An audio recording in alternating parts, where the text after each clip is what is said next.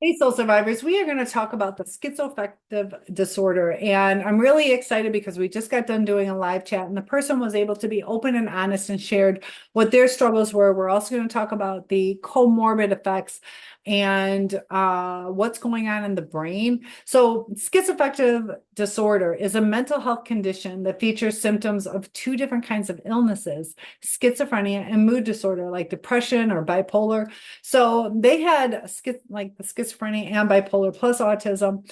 And so you kind of think about it as like a blend of the two. And also there's some comorbidities. And their question was, what is the cost on society? So we're going to talk about that too. But what's going on in the brain? When there's schizophrenia, they're in the mind, they can experience breaks from reality. Some people might hear voices that other people don't hear. They can see things that aren't there or hold beliefs that don't really align with reality. And these are called psychotic symptoms.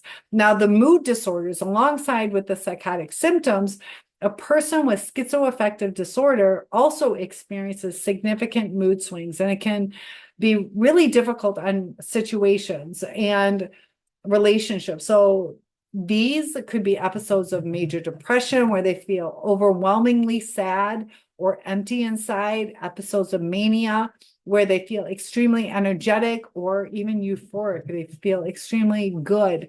So kind of imagine trying to navigate life while your emotions are on this roller coaster.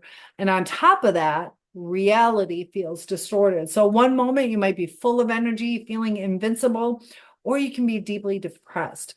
And then the next moment, you might hear or see things that aren't really there. And it can be confusing, frightening, and extremely overwhelming. So it's important to understand this because it's not uh, just a mix of symptoms. It's a very real condition that affects how somebody thinks, feels, and behaves. And understanding it can help support people who might be struggling with it or just being there for them in a non-judgmental way. So sometimes when we can manage mental illness, we can be a support to person. We don't want to enable them, but there's a difference between people who are trying to harm us or people who are struggling with life. So treatment and support. People with schizoaffective disorder often find relief through a combination of medications like antipsychotics and mood stabilizers. So it is different than narcissistic personality disorder, which there are no medications for other than if they're comorbid with like anxiety or depression. Therapy is also beneficial. So it's important to know that with the right treatment, many of these people with the disorder can lead fulfilling lives. So talking about their question, what is the cost on society? So the cost of schizophrenic or schizoaffective disorder on society is multifaceted, affecting not just the individual, but also their family, also healthcare systems, workplaces, and even the community. So the breakdown of that, when we're talking about healthcare, there are direct costs. These include the expenses related to the medical care, such as hospitalization, psychiatric consultations, you get your therapy, medications, and even emergency services when things get bad. So since schizoaffective disorder often requires long-term treatment and management, these costs can become significant. Now, there's indirect costs. These are chronic mental health conditions like schizoaffective disorder can lead to different additional health issues, either due to the disorder itself or because of side effects from the medication. And this can result in more frequent doctor visits, also a greater need for comprehensive care, making sure they're taking beneficial medications or dealing with the contraindications, the side effects. So there's also an economic impact, productivity loss. People with schizoaffective disorder, they can struggle to maintain steady employment. And this is due to the fluctuation in their symptoms, how they feel. It can lead to being absent, decreased productivity, and sometimes a complete withdrawal from the workplace. They just get so overwhelmed that they don't even show up or they can get fired. You also have disability and social welfare costs. Many of the people with severe mental health disorders including schizoaffective disorder, can qualify sometimes for disability benefits or other social welfare programs. These are essential to provide support, but they can also represent a financial burden on the public. Also, family impact. People in these families often need to take time off of work or reduce their working hours to care for a loved one that has the schizoaffective disorder. And this can lead to a reduction in the household income, which can affect everybody. And, also social and community costs.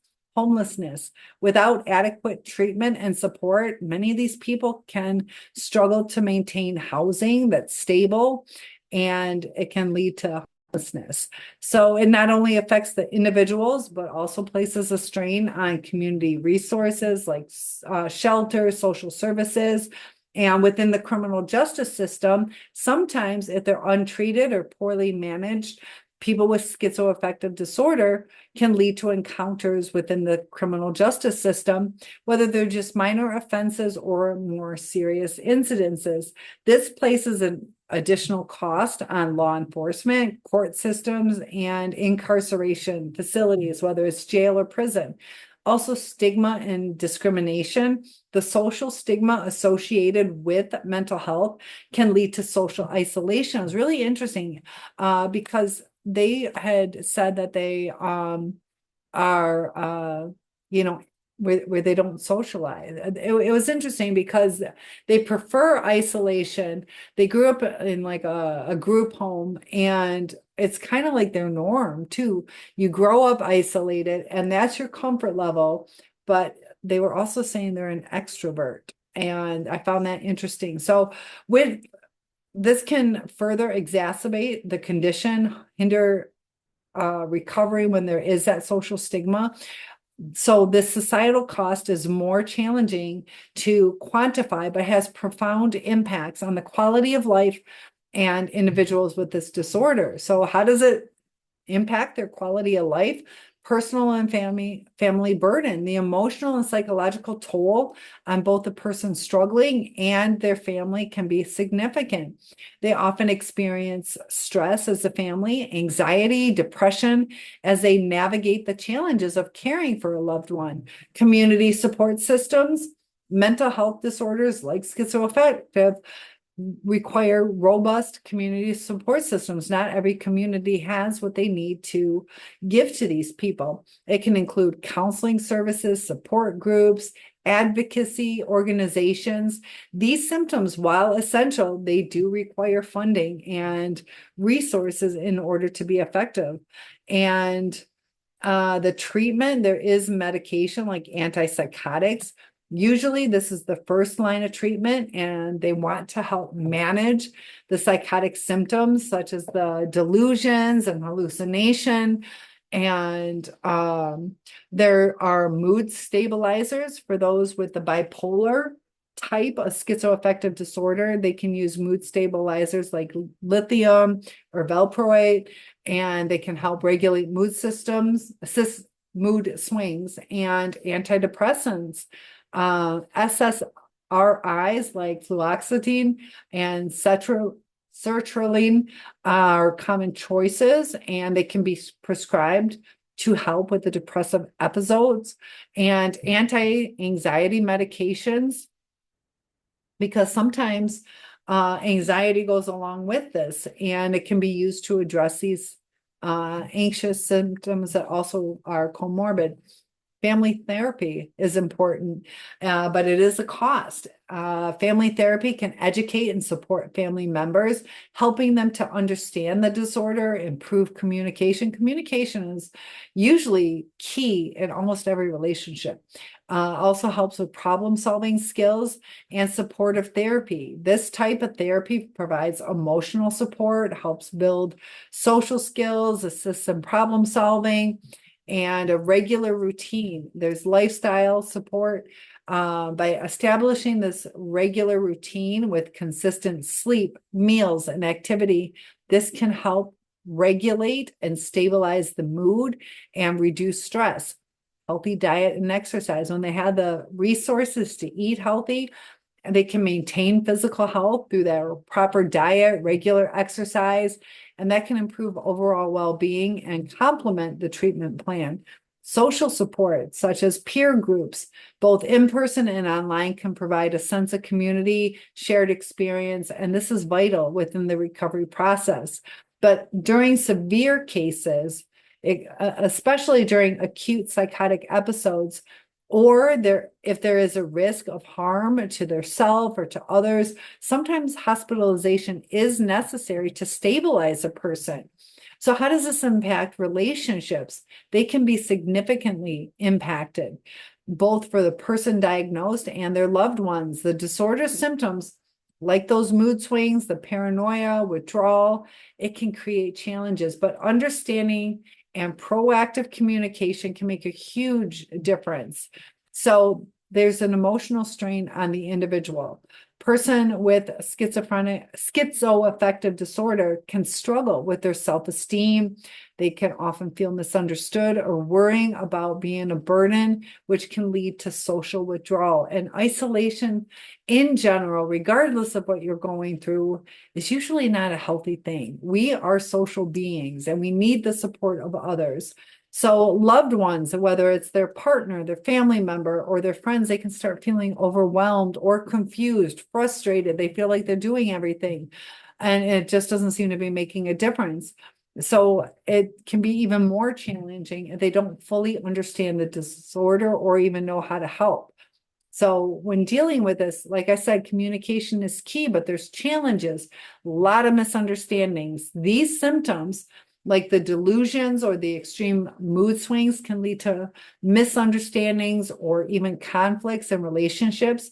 A person might misinterpret somebody's intentions or react strongly to a minor issue, and it can just exacerbate or snowball. And the stigma around surrounding mental health can make it hard for people to talk openly. So it was such a blessing. This person felt comfortable to talk to me about it. That's why I want to address their questions. And if you guys struggle with something, or if you've been diagnosed, I'd love to do a podcast with you and get the word out there. The more we understand each other, the more we can help each other. And dependency and caregiving, there can be sometimes role changes where partners or family members might take on a caring role. And this can shift the dynamics of the relationship and lead to feelings of dependency on one side, or feelings of responsibility, or even that burnout that happens. So caregiving, especially without advocate or adequate support, can lead to emotional and physical exhaustion for the caregiver. That's why if you're caring for aging parents or somebody with a mental health problem, that sometimes break it up a little bit. Maybe a sibling can help you watch, or a family member, or sometimes even hiring for care, because it can lead to burnout and create mental health issues within yourself. So it can also cause tension in the relationship, and sometimes the caregiver might feel resentful or guilty, and it can lead to a whole host of feelings. So paranoia and distrust. When they had this paranoia and delusions, it might make it difficult for somebody with this disorder to trust other people. And this can even include loved ones. And like, again, there you have that withdrawal or conflict and relationship strain. Security in the relationship. Partners might feel insecure or uncertain about the future, especially during these periods of instability. It kind of goes in waves or cycles, and it can affect the long-term stability of the relationship. Predictability is important. Stability is important, but the unpredictability can really wreak havoc sometimes. So there are positive aspects and growth, strengthen bonds for some relationships. Going through these challenges of the schizoaffective disorder can actually strengthen the bond between the individuals, leading to greater empathy, understanding, resilience. But both the individual with the disorder and their loved ones can experience their growth and learn to navigate this disorder together. It can lead to a deeper connection, a more profound appreciation for each other, All depends on how it's handled, maintained. It can either be negative or positive. So if you guys are struggling or need support in some way, please let me know, because schizoaffective disorder does present challenges, especially in relationships, but patience, the right kind of support, can lead to better things. So with the SSRs, I'm going to do a video. I'll do that next. How SSRs work on the brain. So type in how SSRs work on the brain for my next video to find out more how to deal with the medical side, like the medications that can help maintain this. I'll see you in the next video. Topic requests are always welcome. Please like and subscribe and share this with somebody that'll help.